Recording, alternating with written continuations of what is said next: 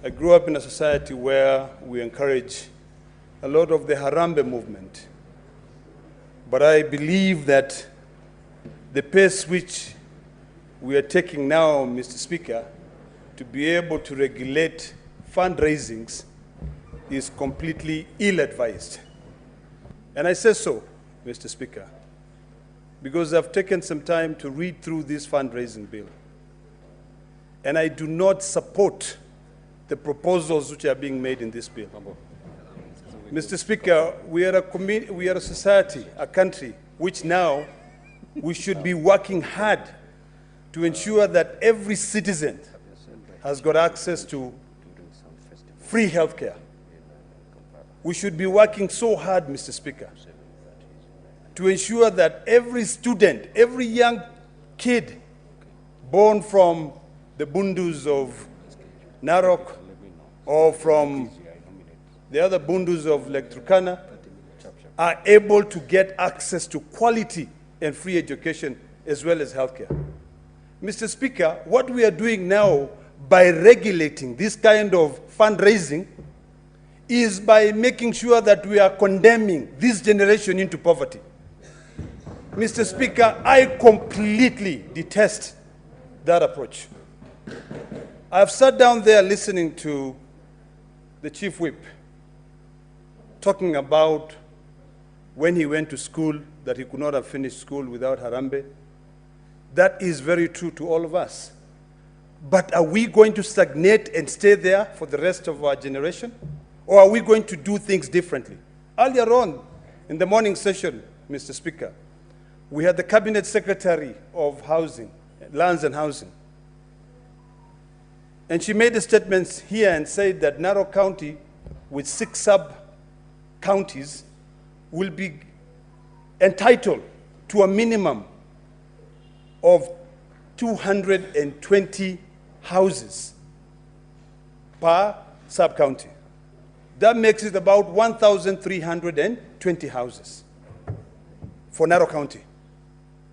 When I stood to inquire further on that, she said that that is just the beginning.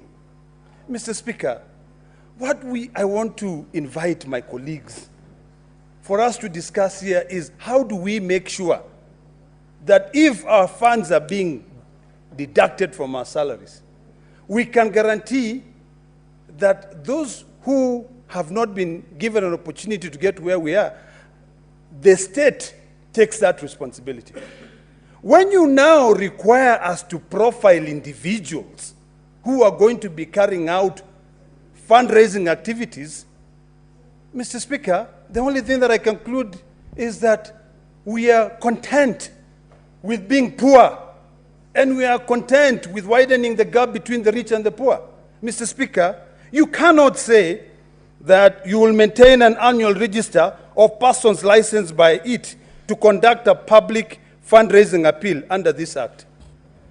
You go further and you say that you are now going to have a cabinet secretary who is going to authorize.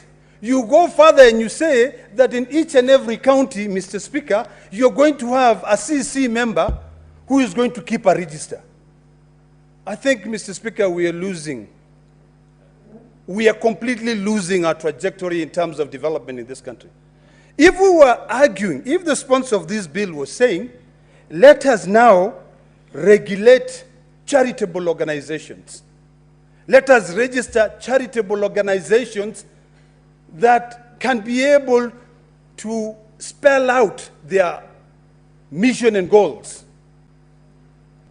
We regulate them and allow them to carry out fundraising. In America, where I spent almost 20 years of my life, we had non-profit organizations, we have charitable organizations, but now when it comes here and you're saying you want to be able to profile individuals and keep a list of individuals, I wish we were talking about keeping a list of charitable organizations. I think we need to change, Mr. Speaker. We need to start saying, when did the rain start beating us to a point where now primary schools we are paying them, when we had made progress, when the late president came into power, where kids could easily go to school for free. Right now, Mr. Speaker, if you ask any of these members who are seated here to show you their phones, there is a Harambee invitation for Harambee to pay for kids to go to school. There is a Harambee for a person to go to hospital. And then, Mr. Speaker, in this bill, it talks about, which I really detest completely. It says, this is an act of parliament to provide a framework for regulations in the conduct of public fundraising appeals to promote transparency and accountability in carrying out of fundraising appeals and foster great philanthropy. How do you foster great philanthropy when everybody in this country knows that the only people who can come up with money are politicians? Aren't you just encouraging corruption then? Aren't you encouraging an issue where you are elected into office because of how much you can be able to give instead of meritocracy? I think we need to focus on developing this nation. We need to come up with policies that will ensure that we narrow this gap between the rich and the poor, those who have and those who have none. We made progress by introducing a new constitution, where now we have counties. You know, even the way we make legislation, Mr. Speaker, has got to change now completely. It has got to change. I long for the time that we will be sitting here and saying, in Tana River County, the residents of that county have decided that every child in that county will go to school for free, and that the money that they are being taxed will be able to be directed there. But now, if we are even regulating fundraising, and then in this same law you say you are excluding, I like what my good friend Bonnie Halwale said, we are excluding family fundraising activities. You know, I mean, seriously. I want to beseech all of us that we move away from this kind of legislation. We are over-legislating. I want to beseech all of us that we sit down and say, how are we going to make sure that we develop policies that will ensure that in future, a granddaughter of the majority whip or majority leader will be able to go to school and not having to worry about harambes. You know? Yes. You know, this issue of majority leader, for us keep on saying harambe, harambe, harambe, is really pushing us back. We were profiled as a less developed country. We went up to now a medium developing country, a developing country. We have now gone to a point where now we are saying there are those developed nations. And when we go to these international conferences, and I'm sure my good brother, the chair of PAC, will tell you that when they went to COP29, our presidents did not even go. So it was just a room full of individuals who have got dreams but cannot be able to implement them. They were just talking about, we want to give Africa $1.3 trillion just because we spent $3 trillion in promoting warfare among countries. It's a talk shop. So, Mr. Speaker, I want to plead with the sponsor of this bill, my good brother, my good friend, the majority leader, to change, to amend everything and say, let us regulate charitable organizations. That is number one. I will support him 100% on that. Number two, let us ensure that we've registered these non-profits such that if they are supported by an entity outside the country, whatever is imported here is not taxed again at the airport. Because you've seen, I'm sure the majority leader has received so many phone calls from NGOs saying, these books were donated to us, but they are now asking us to pay taxes. So, to save this, let us not limit it down to individuals. Let us come up with the proper regulations of charitable organizations. Let us persuade each county to say, what is the biggest problem? Recently, Mr. Speaker, I saw a Gazette notice where the Cabinet Secretary in charge of Foreign Affairs has decided to give immunity to one charitable organization called the Melinda Gates Foundation, Bill and Melinda Gates Foundation. And in the reasoning of giving that immunity, there's one word that caught my attention. This is a charity organization that has been set up to fight poverty. And that is now where we are giving them immunity. But that immunity only extends to expatriates who come and work in this country.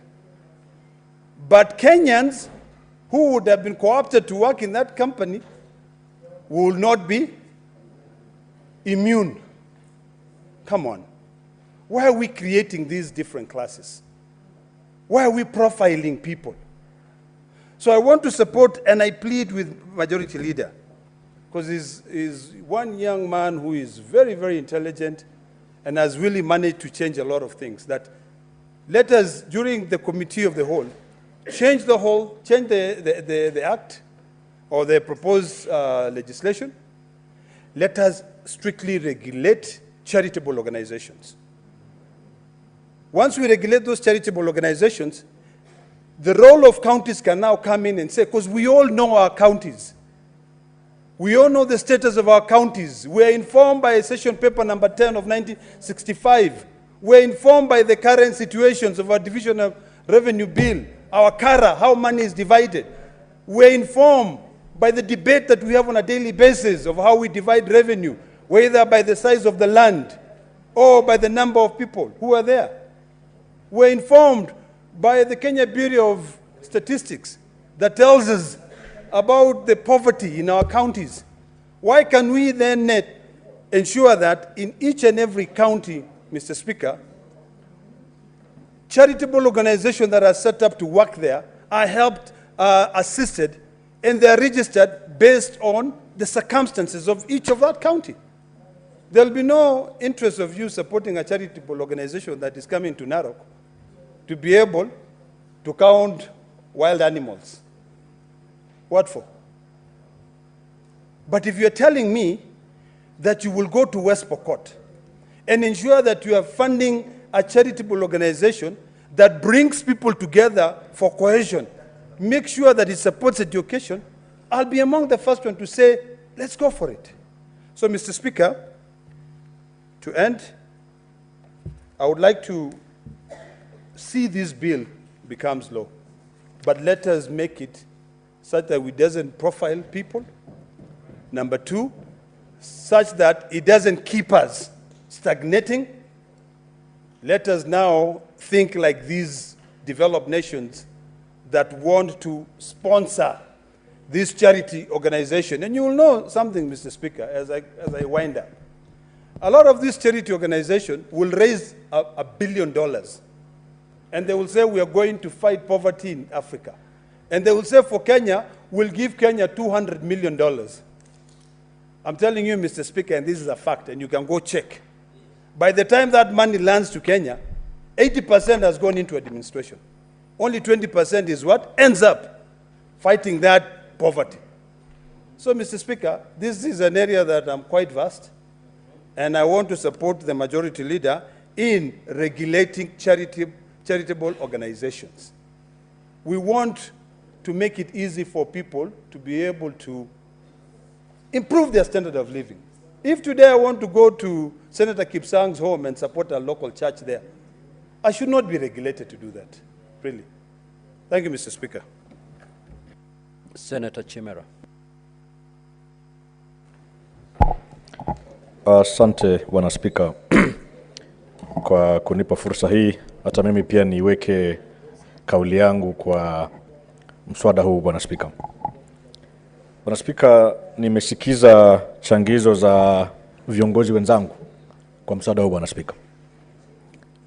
Na nimeona ni kama tunakingana kimawazo, Bwana Spika. Kuna wale ambao wamelichukulia swala lote hili kimakosa na kwamba wakaona sababu kuu ambayo ni kwa nini sheria hii imefika katika bunge letu la Senate hii siku ya leo, Bwana Spika, ni kutokana na ule msukumo wa wale vijana wetu Gen Z ambao kwamba wao, na mimi naungana mkono na wao pia, Bwana Spika, naunga mkono wao kwa sababu pia tuliona kweli hapo awali kwamba viongozi, baadhi ya watu katika nyadhifa mbalimbali katika uongozi katika nchi hii waliweza kuonekana kwamba wapo mstari wa mbele kufanya harambe ambazo ni za kutishia mno.